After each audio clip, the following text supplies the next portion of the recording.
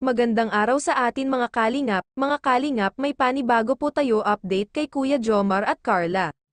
Pero bago po yan mga kalingap, kung bago pa lamang kayo sa channel ko, baka naman po pwedeng pa-like and subscribe my channel para lagi po kayong updated sa aking videos. At kung pwede, sana patapusin muna natin ang video na ito para alam natin ang nilalaman nito, at huwag din po natin kalimutan mga kalingap na pakisuportahan ang ama ng kalingap na si Val Santos Matubang at Kalingap Rab Matubang, pati na rin ang viewers na laging sumusuporta sa aking channel at reactioners. Maraming salamat po.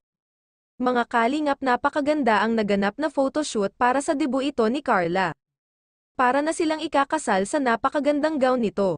Napabilib ito sila Kuya Rab at ang ALM Photography dahil sa galing at talento ito ni Carla, lalo na sa kanyang pagpo-post.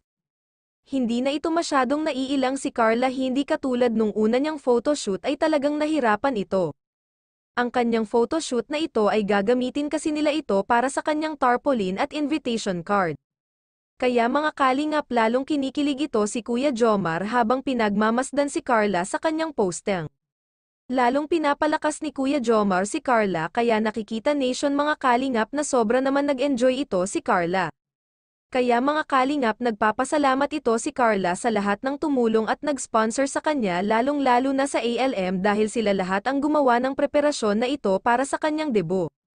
Kaya sabi ito and Carla mga kalingap, kinabahan at nahirapan daw ito, pero habang buhay niya itong alaala at bandang huli ay nag-enjoy naman ito. Kaya mga kalingap, sabay-sabay po natin aabangan ang debut party ni Carla ilang araw na lamang.